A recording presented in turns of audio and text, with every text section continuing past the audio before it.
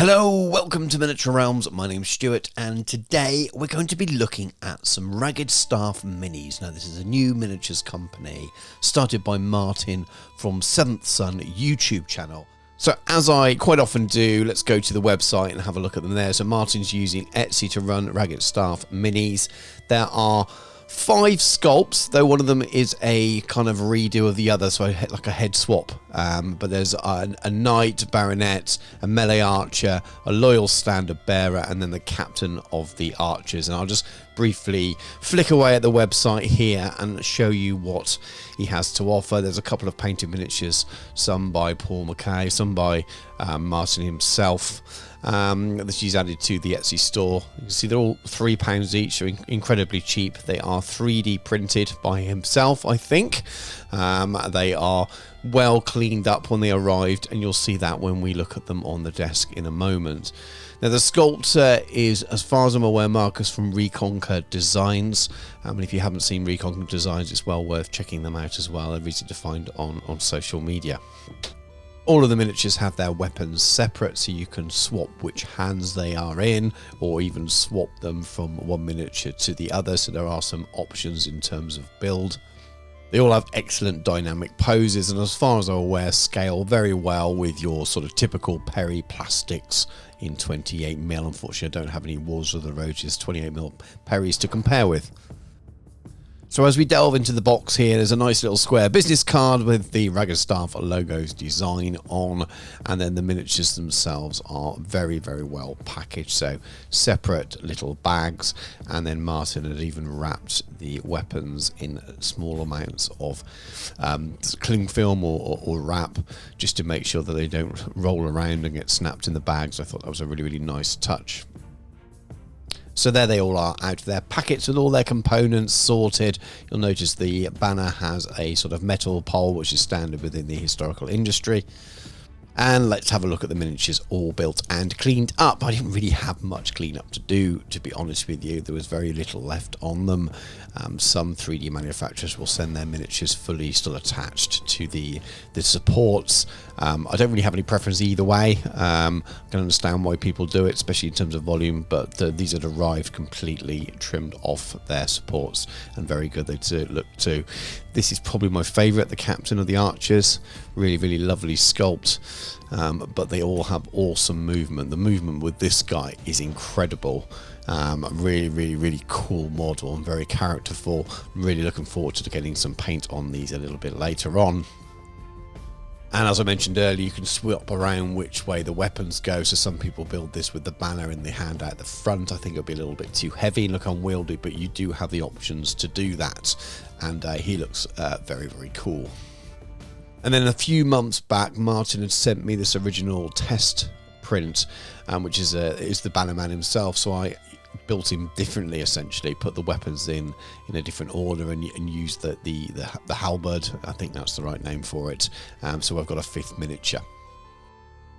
Now, this video isn't going to become a full painting tutorial. I may well chatter away and describe certain bits as we go through the video, but primarily what I want to do is show off the miniatures and talk a little bit about the mini project that I'm going to do with them, and what I'd like to add to them in the future, and a little bit about the history around the project that I'm doing, and the help that Martin gave me in choosing that.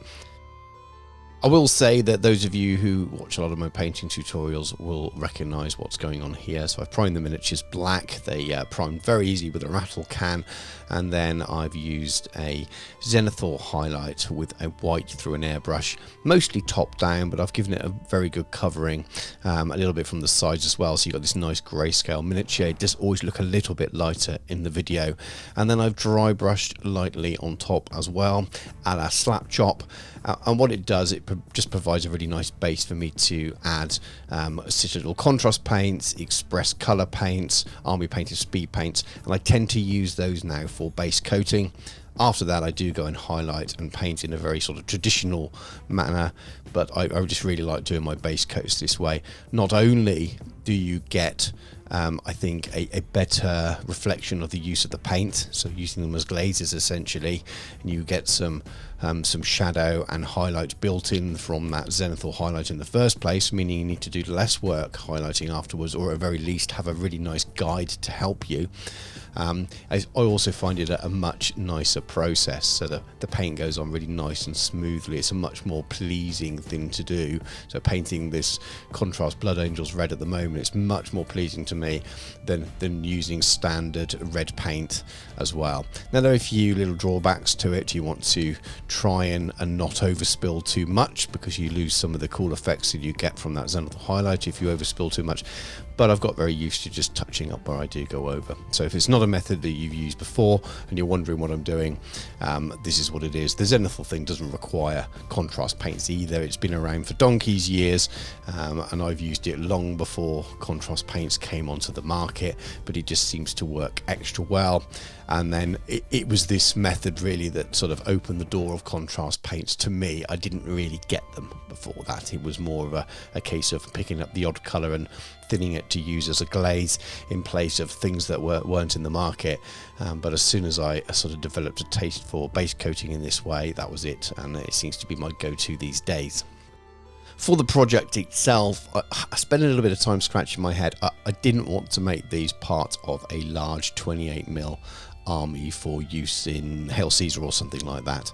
I wanted a skirmish force. That I don't have time for painting a large Wars of the Rose army in this scale at the moment. Those of you that have watched the channel for a while will know that I've got a bit of a stalled 10mm Wars of the Roses project.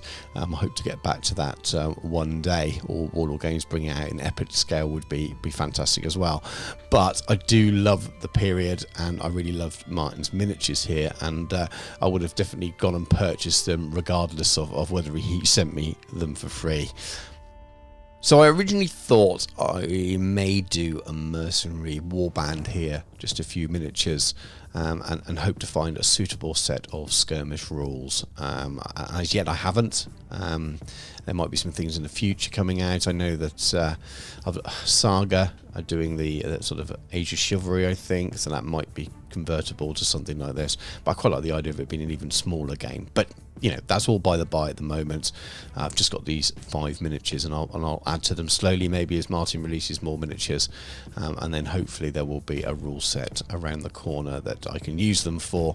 I'm sure there's some exist already out there, so give me a shout if you've got any suggestions. But while chatting to Martin about this, I said, you know, what information can you give me on mercenaries in the era? I knew about the Burgundians a little bit, but not an awful lot else.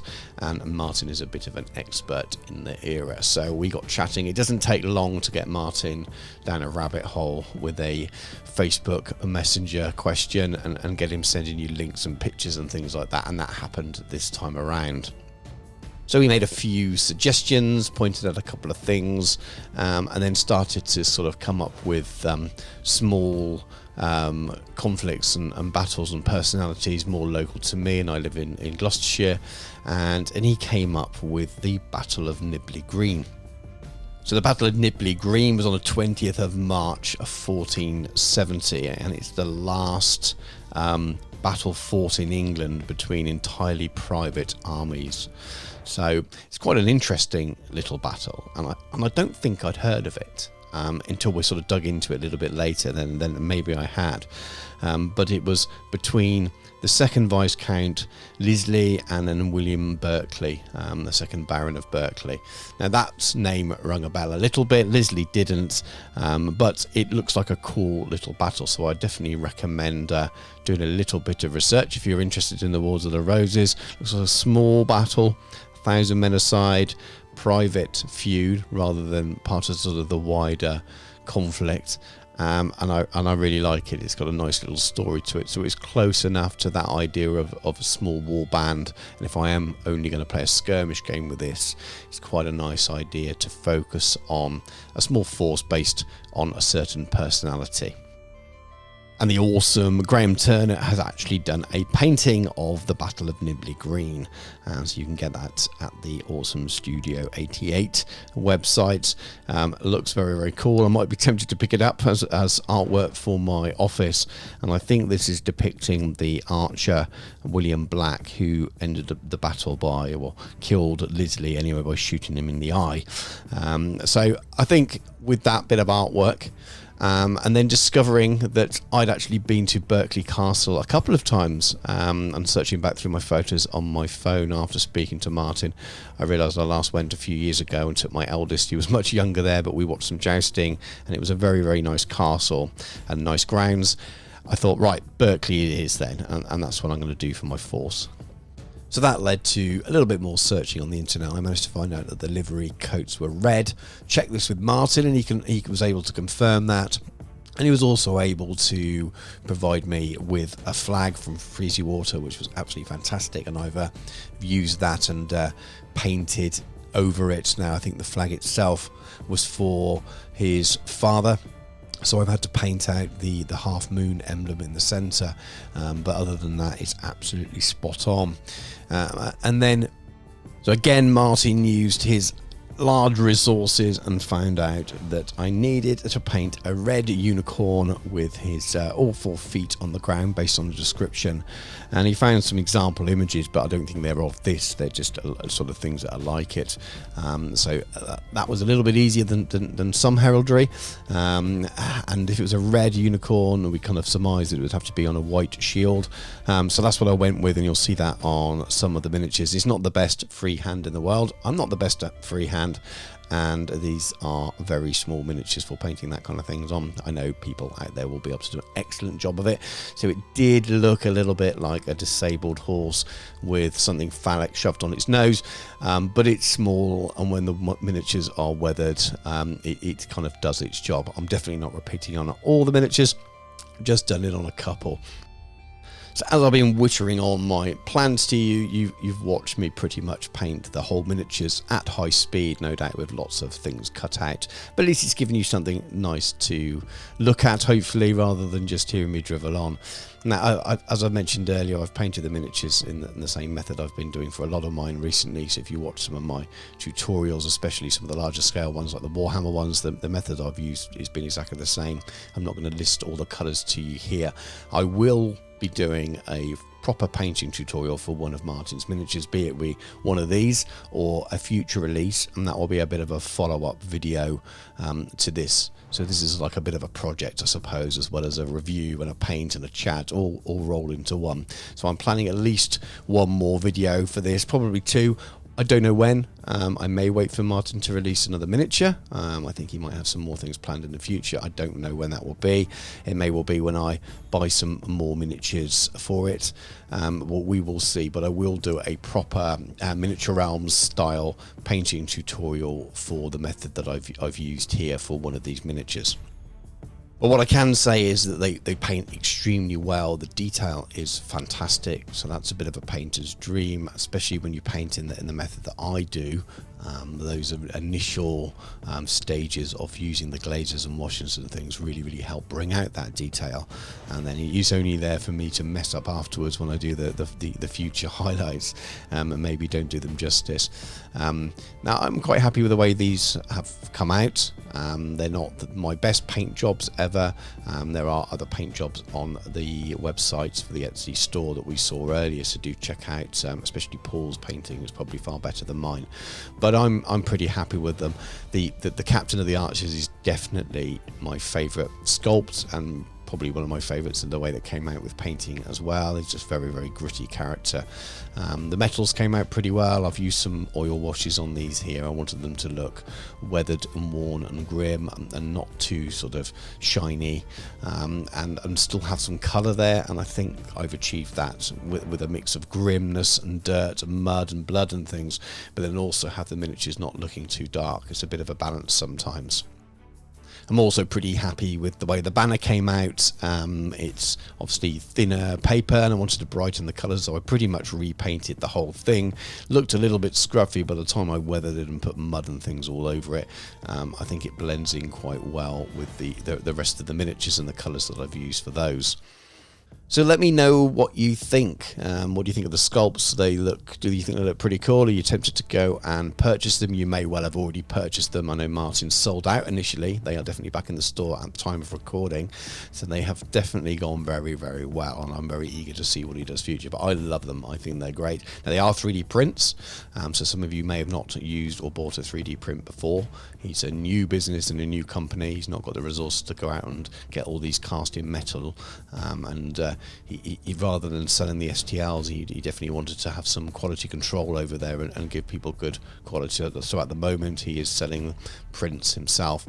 They seem very, very robust to me. Some of the weapons and things are quite thin, so I think you'll need to be careful. But the actual main body of the miniatures, the resin is very, very good quality, and so is the print. But what I'm most impressed about really is how well they all go together. There's some real character there. There's so much movement in all the sculpts. There's a real story there, so even just buying them as a little vignette or something like that, there's so much you can do with them, or just use them to add character to your existing Wars of the Roses armies, whether that's a Perry plastic army or another manufacturer. I think that they just add some real character to your personalities, and I'm hoping that that's what he continues to do, because I think there's definitely a space in the market there for very characterful character models within historical wargaming. Now, as it stands, I'm not sure how many more I'll need because I don't know what rules I'm going to be using, but I'd love to add to this. I may well purchase the same miniatures again and do some conversions. And what I didn't mention in the video is that with the extra man that I had from showing him at the beginning to painting, in between that stage I actually cut off his arm and repositioned it so that he didn't look so much like the matching pose there already. So the guy with the banner and the guy with the halberd facing down are actually the same sculpt, and what I did was by repositioning that arm a lot lower, it made him look like a different model. So seeing how well that worked, I may well be tempted to do something similar with a couple of the other miniatures and doubling up the number of sculpts, and maybe I can make my whole warband all Ragged Staff minis there, which would be really, really cool. So thank you very much for watching the video. Do let me know in the comments what you think of the miniatures and the painting, etc. Do check out Ragged Staff Minis on Etsy. Do check out Martin's YouTube channel, Seventh Son, if you haven't already. It's excellent. And he does his own video talking about the range and things on there, so there'll be a little bit more info aside from what I've given you here in this video. But take care, and I'll catch you soon.